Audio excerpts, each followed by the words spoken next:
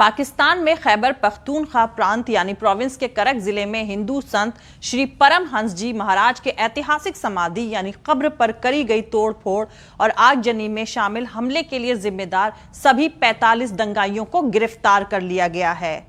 और पाकिस्तान की हुकूमत में बैठी तहरीके इंसाफ पार्टी की सरकार खैबर पख्तूनख्वा सूबे में भी है। सूबे के वजीर आला महमूद खान ने समाधि, मंदिर और इसके आसपास के घरों को फिर से बनाने का हुक्म दे दिया है। वहीं पाकिस्तान सुप्रीम कोर्ट के चीफ जस्टिस गुलजार अहमद ने इस घटना को बेहद संजीदगी से लेते हुए 5 जनवरी 2021 को पूरे मामले की सुनवाई रखी है। चीफ जस्टिस ने पाकिस्तान के ह्यूमन राइट्स कमीशन यानी मानव अधिकार आयोग के चेयरमैन, पुलिस चीफ और खैबर पख्तूनख्वा के चीफ सेक्रेटरी यानी मुख्य सचिव को इंस्ट्रक्शंस दिए हैं कि वो इस मामले को लेकर 4 जनवरी 2021 को उनके सामने रिपोर्ट पेश करें। दूसरी तरफ नए भारत के BJP ruled state Madhya Pradesh में मस्जिद पर हमला करने वाले भारतीय जनता युवा मोर्चा यानी BJYM के दंगाइयों के खिलाफ पुलिस ने कोई ठोस कदम नहीं उठाए हैं और हकीकत यही है कि उनका कुछ बिगड़ेगा भी नहीं। लेकिन पुलिस ने उल्टा 26 मुसलमानों की गिरफ्तारी करते हुए 6 पर NSA लगा दिया है और कई मुसलमानों के मकान भी गिरा दिए हैं। हिंदू मुस्लिम दंगों में सबसे ज्यादा जान माल का नुकसान मुसलमानों का ही होता है भारत में, और बीजेपी के इशारे पर दंगे भड़काने का इल्जाम भी मुसलमानों पर ही लगाया जाता है, जिसके चलते सबसे ज्यादा गिरफ्तारियां और संगीन मुकदमे भी मुसलमानों पर ही ठोक दिए जाते हैं। दिल्ली दंगों के बाद अब मध्य प्रदेश के मंदसौर, उज्जैन और इंदौर में बीजेपी सरकार के दबाव में एडमिनिस्ट्रेशन की तरफ से करी गई एक तरफा कार्रवाई सबके सामने है। कोई जाहिल भी बता देगा कि भारत का सिस्टम कतई न्यूट्रल नहीं है। खुलेआम मुसलमानों को टारगेट करने के लिए जारी हुए फरमान पर सर झुकाकर अमल किया जा रहा है। मध्य प्रदेश के मंदसौर जनपद में चारों तरफ से हिंदू आबादी से घिरे मुसलमानों के एक गांव पर राम मंदिर बनाने के लिए चंदा जमा करने के मकसद से निकाली जा रही रैली में मौजूद लोगों ने मस्जिद पर हमला कर दिया। मस्जिद की छत पर भगवा झंडा लगा दिया और यह सब पुलिस की मौजूदगी में हुआ। मस्जिद को नुकसान पहुंचाया गया, लेकिन एडमिनिस्ट्रेशन से लेकर मीडिया और सेक्युलरिज्म की सियासत का झंडा उठाए मुसलमानों का वोट लेने वाले तमाम सियासी दल और उनके नेताओं में किसी की भी हिम्मत या औकात नहीं है कि मुल्क को तबाही के रास्ते पर ढकेलने वाले इस जहरीले कम्युनल तमाशे के खिलाफ बोल सकें। आपको जानकर ताज्जुब तो शायद नहीं होगा, लेकिन फिर भी मैं बता दूं कि उज्जैन के बेगम बाग में भारतीय जनता युवा मोर्चा यानी BJYM से जुड़े लोगों के तरफ से इस इलाके में करी गई नारेबाजी के चलते शुरू हुए पथराव के बाद अब्दुल रफीक का 2 मंजिला मकान एडमिनिस्ट्रेशन ने गिरा दिया है और उसके बाद 19 लोगों वाली ये फैमिली बेघर हो गई है। रिपोर्ट के मुताबिक अब्दुल रफीक की फैमिली को कहीं भी आसरा नहीं मिलने के चलते उनकी एक हिंदू पड़ोसी मीराबाई ने अपने घर का एक कमरा उनको और उनकी फैमिली को दे दिया। यह है भारत की खूबसूरत तस्वीर। अब ये बेचारे 19 लोग वहीं रह रहे हैं। दरअसल भारतीय जनता युवा मोर्चा के लोगों ने हाल ही में इस इलाके से एक रैली निकाली थी और इल्जाम है कि इस दौरान उन्होंने कम्युनल यानी सांप्रदायिक नारेबाजी करी थी, जिसके चलते दोनों तरफ से एक दूसरे पर पथराव किया गया। जब एडमिनिस्ट्रेशन को खबर मिली तो उन्होंने एक तरफा कार्रवाई करते हुए रफीक के 2 मंजिला घर को 26 दिसंबर 2020 को ढा दिया, जिसे उन्होंने 35 साल की कड़ी मेहनत से खड़ा किया था। रफीक ने बताया कि पुलिस कथित तौर पर मीरा की छत से 25 दिसंबर 2020 को पत्थरबाजी करती 2 औरतें हिना और यास्मीन को ढूंढ रही थी। हालांकि जब उन्हें पता चला कि मीरा हिंदू है तो पुलिस ने रफीक के घर को निशाना बनाया और घर तोड़ने से पहले उन्हें सामान निकालने तक का मौका नहीं दिया। मध्य प्रदेश पुलिस की इस कार्रवाई ने महज 30 मिनट में 10 बच्चों समेत पूरे परिवार को बेघर बना दिया। और यह है भारत की शर्मिंदा कर देने वाली तस्वीर। मीरा ने बताया कि हिना किराएदार थी और उस दिन उन्हें पत्थर फेंकते हुए देखा गया था। हालांकि वो उसी रात भाग गई थी। इस मामले में हत्या करने की कोशिश के इल्जाम में यास्मीन को गिरफ्तार कर लिया गया है, जो कि 2 बच्चों की मां है। इसके अलावा 17 और लोगों के खिलाफ मामला दर्ज किया गया है, जिसमें से 10 लोगों के खिलाफ NSA के तहत केस दर्ज कर लिया गया है। तो दोस्तों, बीजेपी रूल्ड मध्य प्रदेश में पहले उज्जैन, फिर इंदौर और मंदसौर से कम्युनल वायलेंस की खबरें आ रही हैं। तीनों की कहानियां लगभग एक जैसी ही हैं।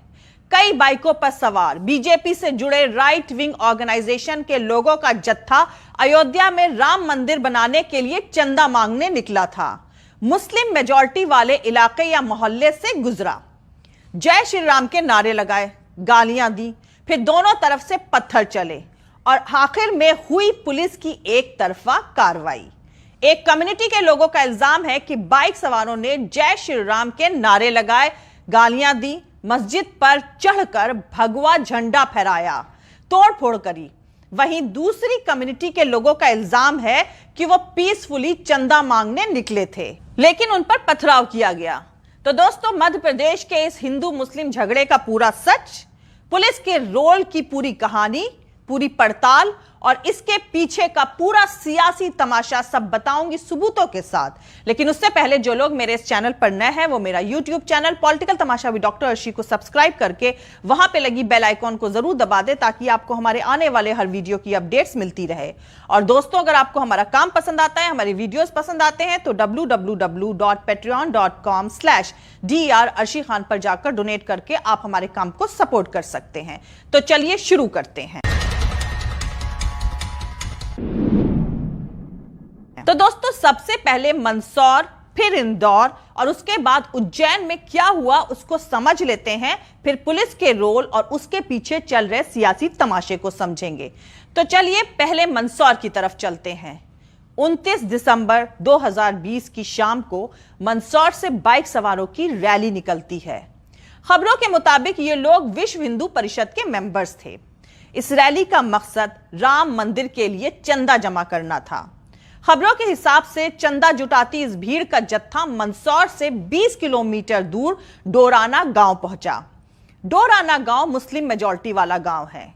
गांव में पहुंचने के बाद रैली में शामिल लोग जय श्री राम के नारे लगाने लगे, तेज आवाज में डीजे बजाने लगे। कुछ लोकल लोगों ने जब इनको समझाने की और ऐसा करने से रोकने की कोशिश करी तो तनाव शुरू हो गया। इल्जाम है कि दोनों तरफ से पत्थर चलाए गए। बात बढ़ गई।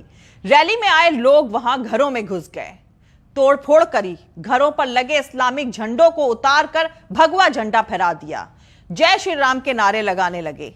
वहां के लोकल अखबार नई दुनिया के मुताबिक रैली में आए लोगों ने एक पुलिस वाले NM मंसूरी के घर में भी घुसकर तोड़फोड़ करी, किराना दुकान का सामान उलट पुलट दिया। दोस्तों, ये सारे वीडियोस सोशल मीडिया पर मौजूद हैं। काफी सेंसिटिव वीडियो है, इसलिए मैं इन वीडियो को यहां ऐड नहीं कर सकती हूं। मंदसौर से 20 किलोमीटर दूर डोराना गांव में जो कुछ भी हुआ उसके वीडियो को आप सर्च करके खुद देख सकते हैं। खैर, पुलिस का कहना है कि उसने दोनों पार्टी की शिकायतों के बेसिस पर 57 लोगों के खिलाफ मुकदमा दर्ज किया है और इन 57 लोगों में ज्यादातर लोग उसी कम्युनिटी से हैं जिनके घरों और दुकानों में तोड़फोड़ करके उनके मकान, दुकान और मस्जिद के छत पर भगवा झंडा फहरा दिया गया था। अब मंदसौर से लगभग 200 किलोमीटर दूर इंदौर की तरफ चलते हैं, जिसे मिनी मुंबई के नाम से भी जाना जाता है। दिन वही 29 दिसंबर 2020, चांदनखेड़ी गांव। चांदनखेड़ी भी मुस्लिम मेजॉरिटी वाला गांव है। वहां पर भी हिंदूवादी ऑर्गेनाइजेशंस ने रैली निकाली। इस रैली का भी मकसद अयोध्या में राम मंदिर बनाने के लिए चंदा जुटाना था। नारे वही जय श्री राम के। रैली जब मुस्लिम मेजॉरिटी वाले गांव से गुजरी तो दोनों पक्षों में बहस हो गई। इंदौर के DIG हरि नारायण मिश्रा बताते हैं कि रैली गुजरते वक्त गांव के लोगों ने मोबाइल से वीडियो बनाने शुरू कर दिए। इसे लेकर दोनों पक्षों में बहस होने लगी। बहस के बाद पथराव शुरू हुआ। 12 लोग घायल हो गए। लेकिन गांव के लोगों के दावे DIG हरि नारायण मिश्रा की बताई गई बातों के बिल्कुल उलट हैं। इंडियन एक्सप्रेस के मुताबिक रैली में शामिल लोग मस्जिद के बाहर खड़े होकर हनुमान चालीसा पढ़ने लगे। मस्जिद में उस वक्त नमाज अदा की जा रही थी। तभी कुछ लोग जय श्री राम के नारे लगाते हुए मस्जिद पर चढ़ गए और मीनार को नुकसान पहुंचाने की कोशिश करने लगे। कुछ घरों में आगजनी और गाड़ियों को तोड़ने की बात भी सामने आई है। आपको बता दूं कि इस वारदात का वीडियो भी सोशल मीडिया पर मौजूद है। डीआईजी हरिनारायण मिश्रा द्वारा दी गई जानकारी के मुताबिक इस घटना में दोनों पक्षों को मिलाकर तकरीबन 27 लोगों को अरेस्ट किया जा चुका है और कुल 4 एफआईआर अलग अलग धाराओं में दर्ज करी गई है। डीआईजी मिश्रा यह भी बताते हैं कि जो लोग मस्जिद पर चढ़े थे उनकी शिनाख्त कर ली गई है, उन्हें भी हिरासत में ले लिया गया है, लेकिन उन पर कौन सी धारा के तहत मुकदमा दर्ज किया जाएगा, उन पर एनएसए लगेगा या नहीं, फिलहाल अभी उसका कुछ पता नहीं है। तो चलिए अब उज्जैन की तरफ चलते हैं। दिन 25 दिसंबर 2020 का भाजपा के युवा संगठन भारतीय जनता युवा मोर्चा के 60 बाइक सवार और 300 कार्यकर्ता उज्जैन शहर में निकले राम मंदिर के लिए चंदा मांगने।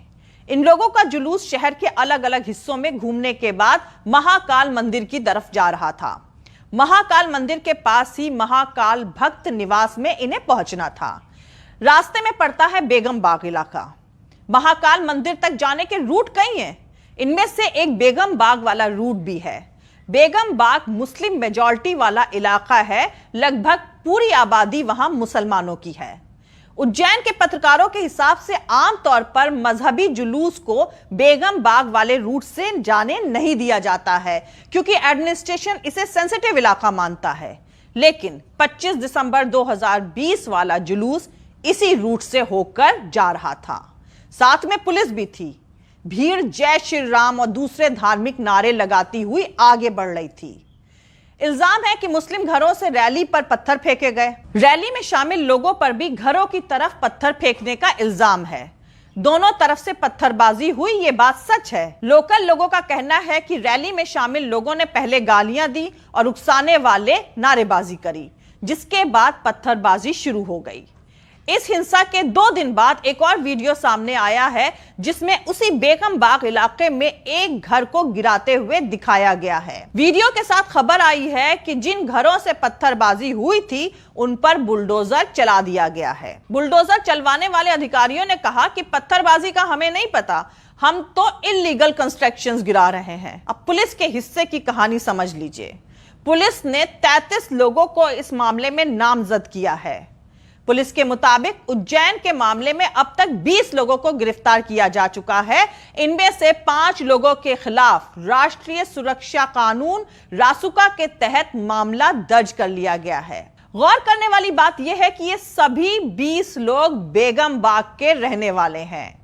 3 एफआईआर दर्ज करी गई है, लेकिन दूसरे पक्ष से अभी तक कोई गिरफ्तारी नहीं हुई है। अब सवाल यहां पर यह उठता है कि जिस वक्त कोरोना की वजह से लोकसभा के साथ साथ मध्य प्रदेश विधानसभा का सेशन भी पोस्टपोन कर दिया गया है, उस वक्त ऐसी रैलियों की परमिशन कैसे मिल रही है। यह बात भी निकलकर सामने आ रही है कि इन रैलियों के दौरान अच्छी खासी तादाद में पुलिस बल भी मौजूद रहता है और अगर पुलिस फोर्स इन रैलियों में हालात को काबू करने के लिए मौजूद रहती है तो फिर आखिर हालात कैसे बिगड़ जाते हैं। तो दोस्तों, यहां पर अब दंगों के पीछे के सियासी तमाशे को समझने की जरूरत है। दरअसल कुछ महीनों में मध्य प्रदेश में पंचायत और नगर निकाय चुनाव होने वाले हैं और बीजेपी यहां माहौल गरमाकर अपनी जमीन तैयार कर रही है।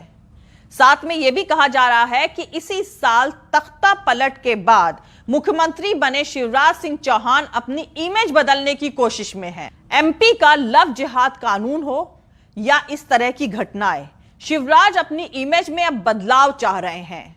वो देख रहे हैं कि उत्तर प्रदेश में योगी आदित्यनाथ हिंदुत्व की सियासत करके आगे बढ़ने की कोशिश कर रहे हैं और शायद शिवराज सिंह चौहान भी इसी किस्म की सियासत करना ज्यादा फायदेमंद समझ रहे हैं। इसी वजह से उत्तर प्रदेश की तरह मध्य प्रदेश में भी हिंदू मुसलमानों के बीच नफरत फैलाने वाली वारदातों में तेजी से इजाफा हो रहा है। हालांकि इन दावों की सच्चाई की शिनाख्त अभी होनी बाकी है, लेकिन जब तक इस सियासी सच्चाई की शिनाख्त होगी तब तक मुल्क तबाही के अंधेरे की तरफ अनगिनत कदम बढ़ा चुका होगा और मेरे इस वीडियो को देख रहा कोई भी भारत से मोहब्बत करने वाला शख्स इस तबाही की तरफ बढ़ते कदम को रोक सकता है। आपको पता है कैसे? मुझे शायद बताने की जरूरत नहीं है। जय हिंद, सत्यमेव जयते, अल्लाह हाफिज। दोस्तों, हमारा पूरा वीडियो और दूसरे और वीडियोस देखने के लिए हमारा YouTube channel political Tamasha with doctor Arshi को सब्सक्राइब करके वहां पे लगी बेल आइकॉन को जरूर दबा दें, ताकि आपको हमारे आने वाले हर वीडियो की अपडेट्स मिलती रहे। और दोस्तों, अगर आपको हमारा काम पसंद आता है, हमारे वीडियोस पसंद आते हैं, तो www.patreon.com/dr अर्शी खान पर जाकर डोनेट करके आप हमारे काम को सपोर्ट कर सकते हैं। दोस्तों, अगर आपको हमारा वीडियो पसंद आता है तो लाइक और शेयर करना हरगिज नहीं भूलें। आप हमें फॉलो भी कर सकते हैं हमारे ट्विटर, इंस्टाग्राम और फेसबुक पेज पर। मेरा ट्विटर हैंडल है @अर्शी अजीज खान। Thank you. मिलते हैं अगले वीडियो में।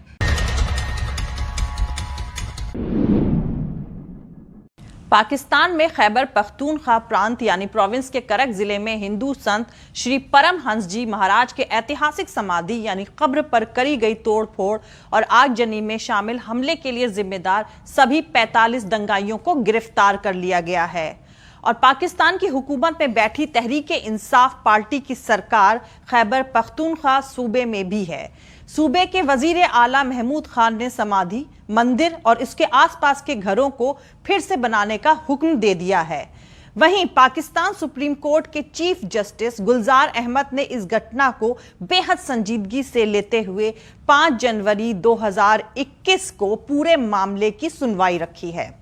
चीफ जस्टिस ने पाकिस्तान के ह्यूमन राइट्स कमीशन यानी मानव अधिकार आयोग के चेयरमैन, पुलिस चीफ और खैबर पख्तूनख्वा के चीफ सेक्रेटरी यानी मुख्य सचिव को इंस्ट्रक्शंस दिए हैं कि वो इस मामले को लेकर 4 जनवरी 2021 को उनके सामने रिपोर्ट पेश करें। दूसरी तरफ नए भारत के BJP ruled state Madhya Pradesh में मस्जिद पर हमला करने वाले भारतीय जनता युवा मोर्चा यानी BJYM के दंगाइयों के खिलाफ पुलिस ने कोई ठोस कदम नहीं उठाए हैं।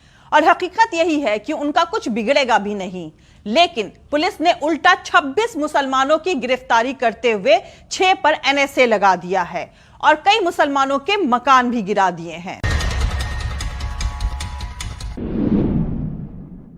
हिंदू मुस्लिम दंगों में सबसे ज्यादा जान माल का नुकसान मुसलमानों का ही होता है भारत में, और बीजेपी के इशारे पर दंगे भड़काने का इल्जाम भी मुसलमानों पर ही लगाया जाता है, जिसके चलते सबसे ज्यादा गिरफ्तारियां और संगीन मुकदमे भी मुसलमानों पर ही ठोक दिए जाते हैं।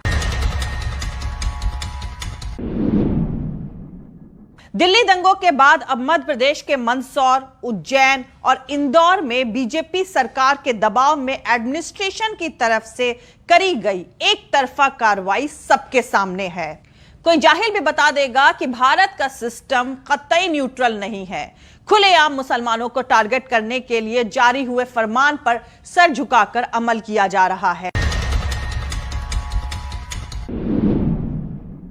मध्य प्रदेश के मंदसौर जनपद में चारों तरफ से हिंदू आबादी से घिरे मुसलमानों के एक गांव पर राम मंदिर बनाने के लिए चंदा जमा करने के मकसद से निकाली जा रही रैली में मौजूद लोगों ने मस्जिद पर हमला कर दिया। मस्जिद की छत पर भगवा झंडा लगा दिया और यह सब पुलिस की मौजूदगी में हुआ। मस्जिद को नुकसान पहुंचाया गया, लेकिन एडमिनिस्ट्रेशन से लेकर मीडिया और सेक्युलरिज्म की सियासत का झंडा उठाए मुसलमानों का वोट लेने वाले तमाम सियासी दल और उनके नेताओं में किसी की भी हिम्मत या औकात नहीं है कि मुल्क को तबाही के रास्ते पर ढकेलने वाले इस जहरीले कम्युनल तमाशे के खिलाफ बोल सकें। आपको जानकर ताज्जुब तो शायद नहीं होगा, लेकिन फिर भी मैं बता दूं कि उज्जैन के बेगम बाग में भारतीय जनता युवा मोर्चा यानी BJYM से जुड़े लोगों के तरफ से इस इलाके में करी गई नारेबाजी के चलते शुरू हुए पथराव के बाद अब्दुल रफीक का 2 मंजिला मकान एडमिनिस्ट्रेशन ने गिरा दिया है और उसके बाद 19 लोगों वाली ये फैमिली बेघर हो गई है। रिपोर्ट के मुताबिक अब्दुल रफीक की फैमिली को कहीं भी आसरा नहीं मिलने के चलते उनकी एक हिंदू पड़ोसी मीराबाई ने अपने घर का एक कमरा उनको और उनकी फैमिली को दे दिया। यह है भारत की खूबसूरत तस्वीर। अब ये बेचारे 19 लोग वहीं रह रहे हैं। दरअसल भारतीय जनता युवा मोर्चा के लोगों ने हाल ही में इस इलाके से एक रैली निकाली थी और इल्जाम है कि इस दौरान उन्होंने कम्युनल यानी सांप्रदायिक नारेबाजी करी थी, जिसके चलते दोनों तरफ से एक दूसरे पर पथराव किया गया। जब एडमिनिस्ट्रेशन को खबर मिली तो उन्होंने एक तरफा कार्रवाई करते हुए रफीक के 2 मंजिला घर को 26 दिसंबर 2020 को ढा दिया, जिसे उन्होंने 35 साल की कड़ी मेहनत से खड़ा किया था। रफीक ने बताया कि पुलिस कथित तौर पर मीरा की छत से 25 दिसंबर 2020 को पत्थरबाजी करती 2 औरतें हिना और यास्मीन को ढूंढ रही थी। हालांकि जब उन्हें पता चला कि मीरा हिंदू है तो पुलिस ने रफीक के घर को निशाना बनाया और घर तोड़ने से पहले उन्हें सामान निकालने तक का मौका नहीं दिया। मध्य प्रदेश पुलिस की इस कार्रवाई ने महज 30 मिनट में 10 बच्चों समेत पूरे परिवार को बेघर बना दिया और यह है भारत की शर्मिंदा कर देने वाली तस्वीर। मीरा ने बताया कि हिना किराएदार थी और उस दिन उन्हें पत्थर फेंकते हुए देखा गया था। हालांकि वो उसी रात भाग गई थी। इस मामले में हत्या करने की कोशिश के इल्जाम में यास्मीन को गिरफ्तार कर लिया गया है, जो कि 2 बच्चों की मां है। इसके अलावा 17 और लोगों के खिलाफ मामला दर्ज किया गया है, जिसमें से 10 लोगों के खिलाफ एनएसए के तहत केस दर्ज कर लिया गया है। तो दोस्तों, बीजेपी रूल्ड मध्य प्रदेश में पहले उज्जैन, फिर इंदौर और मंदसौर से कम्युनल वायलेंस की खबरें आ रही हैं। तीनों की कहानियां लगभग एक जैसी ही हैं। कई बाइकों पर सवार बीजेपी से जुड़े राइट विंग ऑर्गेनाइजेशन के लोगों का जत्था अयोध्या में राम मंदिर बनाने के लिए चंदा मांगने निकला था। मुस्लिम मेजॉरिटी वाले इलाके या मोहल्ले से गुजरा, जय श्री राम के नारे लगाए, गालियां दी, फिर दोनों तरफ से पत्थर चले और आखिर में हुई पुलिस की एक तरफा कार्रवाई। एक कम्युनिटी के लोगों का इल्जाम है कि बाइक सवारों ने जय श्री राम के नारे लगाए, गालियां दी, मस्जिद पर चढ़कर भगवा झंडा फहराया, तोड़फोड़ करी। वहीं दूसरी कम्युनिटी के लोगों का इल्जाम है कि वो पीसफुली चंदा मांगने निकले थे, लेकिन उन पर पथराव किया गया। तो दोस्तों, मध्य प्रदेश के इस हिंदू मुस्लिम झगड़े का पूरा सच, पुलिस के रोल की पूरी कहानी, पूरी पड़ताल और इसके पीछे का पूरा सियासी तमाशा सब बताऊंगी सबूतों के साथ। लेकिन उससे पहले जो लोग मेरे इस चैनल पर नए हैं वो मेरा YouTube channel political Tamasha with doctor Arshi को सब्सक्राइब करके वहां पे लगी बेल आइकॉन को जरूर दबा दे, ताकि आपको हमारे आने वाले हर वीडियो की अपडेट्स मिलती रहे। और दोस्तों, अगर आपको हमारा काम पसंद आता है, हमारे वीडियोस पसंद आते हैं तो www.patreon.com/dr अर्शी खान पर जाकर डोनेट करके आप हमारे काम को सपोर्ट कर सकते हैं। तो चलिए शुरू करते हैं। तो दोस्तों, सबसे पहले मंदसौर, फिर इंदौर और उसके बाद उज्जैन में क्या हुआ उसको समझ लेते हैं, फिर पुलिस के रोल और उसके पीछे चल रहे सियासी तमाशे को समझेंगे। तो चलिए पहले मंदसौर की तरफ चलते हैं। 29 दिसंबर 2020 की शाम को मंदसौर से बाइक सवारों की रैली निकलती है। खबरों के मुताबिक ये लोग विश्व हिंदू परिषद के मेंबर्स थे। इस रैली का मकसद राम मंदिर के लिए चंदा जमा करना था। खबरों के हिसाब से चंदा जुटाती इस भीड़ का जत्था मंदसौर से 20 किलोमीटर दूर डोराना गांव पहुंचा। डोराना गांव मुस्लिम मेजॉरिटी वाला गांव है। गांव में पहुंचने के बाद रैली में शामिल लोग जय श्री राम के नारे लगाने लगे, तेज आवाज में डीजे बजाने लगे। कुछ लोकल लोगों ने जब इनको समझाने की और ऐसा करने से रोकने की कोशिश करी तो तनाव शुरू हो गया। इल्जाम है कि दोनों तरफ से पत्थर चलाए गए। बात बढ़ गई। रैली में आए लोग वहां घरों में घुस गए, तोड़फोड़ करी, घरों पर लगे इस्लामिक झंडों को उतारकर भगवा झंडा फहरा दिया, जय श्री राम के नारे लगाने लगे। वहां के लोकल अखबार नई दुनिया के मुताबिक रैली में आए लोगों ने एक पुलिस वाले एनएम मंसूरी के घर में भी घुसकर तोड़फोड़ करी, किराना दुकान का सामान उलट पलट दिया। दोस्तों, ये सारे वीडियोस सोशल मीडिया पर मौजूद हैं। काफी सेंसिटिव वीडियो है, इसलिए मैं इन वीडियो को यहां ऐड नहीं कर सकती हूं। मंदसौर से 20 किलोमीटर दूर डोराना गांव में जो कुछ भी हुआ उसके वीडियो को आप सर्च करके खुद देख सकते हैं।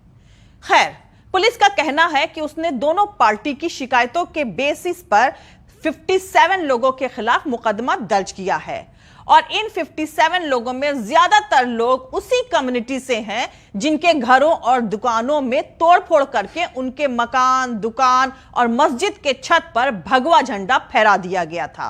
अब मंदसौर से लगभग 200 किलोमीटर दूर इंदौर की तरफ चलते हैं, जिसे मिनी मुंबई के नाम से भी जाना जाता है। दिन वही 29 दिसंबर 2020, चांदनखेड़ी गांव। चांदनखेड़ी भी मुस्लिम मेजॉरिटी वाला गांव है। वहां पर भी हिंदूवादी ऑर्गेनाइजेशंस ने रैली निकाली। इस रैली का भी मकसद अयोध्या में राम मंदिर बनाने के लिए चंदा जुटाना था। नारे वही जय श्री राम के। रैली जब मुस्लिम मेजॉरिटी वाले गांव से गुजरी तो दोनों पक्षों में बहस हो गई। इंदौर के डीआईजी हरि नारायण मिश्रा बताते हैं कि रैली गुजरते वक्त गांव के लोगों ने मोबाइल से वीडियो बनाने शुरू कर दिए। इसे लेकर दोनों पक्षों में बहस होने लगी। बहस के बाद पथराव शुरू हुआ। 12 लोग घायल हो गए। लेकिन गांव के लोगों के दावे डीआईजी हरि नारायण मिश्रा की बताई गई बातों के बिल्कुल उलट हैं। इंडियन एक्सप्रेस के मुताबिक रैली में शामिल लोग मस्जिद के बाहर खड़े होकर हनुमान चालीसा पढ़ने लगे। मस्जिद में उस वक्त नमाज अदा की जा रही थी। तभी कुछ लोग जय श्री राम के नारे लगाते हुए मस्जिद पर चढ़ गए और मीनार को नुकसान पहुंचाने की कोशिश करने लगे। कुछ घरों में आगजनी और गाड़ियों को तोड़ने की बात भी सामने आई है। आपको बता दूं कि इस वारदात का वीडियो भी सोशल मीडिया पर मौजूद है। डीआईजी हरि नारायण मिश्रा द्वारा दी गई जानकारी के मुताबिक इस घटना में दोनों पक्षों को मिलाकर तकरीबन 27 लोगों को अरेस्ट किया जा चुका है और कुल 4 एफआईआर अलग अलग धाराओं में दर्ज करी गई है। डीआईजी मिश्रा यह भी बताते हैं कि जो लोग मस्जिद पर चढ़े थे उनकी शिनाख्त कर ली गई है। उन्हें भी हिरासत में ले लिया गया है, लेकिन उन पर कौन सी धारा के तहत मुकदमा दर्ज किया जाएगा, उन पर एनएसए लगेगा या नहीं, फिलहाल अभी उसका कुछ पता नहीं है। तो चलिए अब उज्जैन की तरफ चलते हैं। दिन 25 दिसंबर 2020 का। भाजपा के युवा संगठन भारतीय जनता युवा मोर्चा के 60 बाइक सवार और 300 कार्यकर्ता उज्जैन शहर में निकले राम मंदिर के लिए चंदा मांगने। इन लोगों का जुलूस शहर के अलग अलग हिस्सों में घूमने के बाद महाकाल मंदिर की तरफ जा रहा था। महाकाल मंदिर के पास ही महाकाल भक्त निवास में इन्हें पहुंचना था। रास्ते में पड़ता है बेगम बाग इलाका। महाकाल मंदिर तक जाने के रूट कई हैं। इनमें से एक बेगम बाग वाला रूट भी है। बेगम बाग मुस्लिम मेजॉरिटी वाला इलाका है। लगभग पूरी आबादी वहां मुसलमानों की है। उज्जैन के पत्रकारों के हिसाब से आमतौर पर मजहबी जुलूस को बेगम बाग वाले रूट से जाने नहीं दिया जाता है, क्योंकि एडमिनिस्ट्रेशन इसे सेंसिटिव इलाका मानता है। लेकिन 25 दिसंबर 2020 वाला जुलूस इसी रूट से होकर जा रहा था। साथ में पुलिस भी थी। भीड़ जय श्री राम और दूसरे धार्मिक नारे लगाती हुई आगे बढ़ रही थी। इल्जाम है कि मुस्लिम घरों से रैली पर पत्थर फेंके गए। रैली में शामिल लोगों पर भी घरों की तरफ पत्थर फेंकने का इल्जाम है। दोनों तरफ से पत्थरबाजी हुई, ये बात सच है। लोकल लोगों का कहना है कि रैली में शामिल लोगों ने पहले गालियां दी और उकसाने वाले नारेबाजी करी, जिसके बाद पत्थरबाजी शुरू हो गई। इस हिंसा के 2 दिन बाद एक और वीडियो सामने आया है, जिसमें उसी बेगम बाग इलाके में एक घर को गिराते हुए दिखाया गया है। वीडियो के साथ खबर आई है कि जिन घरों से पत्थरबाजी हुई थी उन पर बुलडोजर चला दिया गया है। बुलडोजर चलवाने वाले अधिकारियों ने कहा कि पत्थरबाजी का हमें नहीं पता, हम तो इल्लीगल कंस्ट्रक्शंस गिरा रहे हैं। अब पुलिस के हिस्से की कहानी समझ लीजिए। पुलिस ने 33 लोगों को इस मामले में नामजद किया है। पुलिस के मुताबिक उज्जैन के मामले में अब तक 20 लोगों को गिरफ्तार किया जा चुका है। इनमें से 5 लोगों के खिलाफ राष्ट्रीय सुरक्षा कानून रासुका के तहत मामला दर्ज कर लिया गया है। गौर करने वाली बात यह है कि ये सभी 20 लोग बेगम बाग के रहने वाले हैं। 3 एफआईआर दर्ज करी गई है, लेकिन दूसरे पक्ष से अभी तक कोई गिरफ्तारी नहीं हुई है। अब सवाल यहां पर यह उठता है कि जिस वक्त कोरोना की वजह से लोकसभा के साथ साथ मध्य प्रदेश विधानसभा का सेशन भी पोस्टपोन कर दिया गया है, उस वक्त ऐसी रैलियों की परमिशन कैसे मिल रही है। यह बात भी निकलकर सामने आ रही है कि इन रैलियों के दौरान अच्छी खासी तादाद में पुलिस बल भी मौजूद रहता है, और अगर पुलिस फोर्स इन रैलियों में हालात को काबू करने के लिए मौजूद रहती है, तो फिर आखिर हालात कैसे बिगड़ जाते हैं। तो दोस्तों, यहां पर अब दंगों के पीछे के सियासी तमाशे को समझने की जरूरत है। दरअसल कुछ महीनों में मध्य प्रदेश में पंचायत और नगर निकाय चुनाव होने वाले हैं और बीजेपी यहां माहौल गरमाकर अपनी जमीन तैयार कर रही है। साथ में यह भी कहा जा रहा है कि इसी साल तख्ता पलट के बाद मुख्यमंत्री बने शिवराज सिंह चौहान अपनी इमेज बदलने की कोशिश में हैं। एमपी का लव जिहाद कानून हो या इस तरह की घटनाएं, शिवराज अपनी इमेज में अब बदलाव चाह रहे हैं। वो देख रहे हैं कि उत्तर प्रदेश में योगी आदित्यनाथ हिंदुत्व की सियासत करके आगे बढ़ने की कोशिश कर रहे हैं और शायद शिवराज सिंह चौहान भी इसी किस्म की सियासत करना ज्यादा फायदेमंद समझ रहे हैं। इसी वजह से उत्तर प्रदेश की तरह मध्य प्रदेश में भी हिंदू मुसलमानों के बीच नफरत फैलाने वाली वारदातों में तेजी से इजाफा हो रहा है। हालांकि इन दावों की सच्चाई की शिनाख्त अभी होनी बाकी है, लेकिन जब तक इस सियासी सच्चाई की शिनाख्त होगी तब तक मुल्क तबाही के अंधेरे की तरफ अनगिनत कदम बढ़ा चुका होगा। और मेरे इस वीडियो को देख रहा कोई भी भारत से मोहब्बत करने वाला शख्स इस तबाही की तरफ बढ़ते कदम को रोक सकता है। आपको पता है कैसे? मुझे शायद बताने की जरूरत नहीं है। जय हिंद, सत्यमेव जयते, अल्लाह हाफिज। दोस्तों, हमारा पूरा वीडियो और दूसरे और वीडियोस देखने के लिए हमारा YouTube channel political Tamasha with doctor Arshi को सब्सक्राइब करके वहां पे लगी बेल आइकॉन को जरूर दबा दें ताकि आपको हमारे आने वाले हर वीडियो की अपडेट्स मिलती रहे। और दोस्तों, अगर आपको हमारा काम पसंद आता है, हमारे वीडियोस पसंद आते हैं तो www.patreon.com/Dr अर्शी खान पर जाकर डोनेट करके आप हमारे काम को सपोर्ट कर सकते हैं। दोस्तों, अगर आपको हमारा वीडियो पसंद आता है तो लाइक और शेयर करना हरगिज नहीं भूलें। आप हमें फॉलो भी कर सकते हैं हमारे ट्विटर, इंस्टाग्राम और फेसबुक पेज पर। मेरा ट्विटर हैंडल है @ArshieAzizKhan। Thank you. मिलते हैं अगले वीडियो में।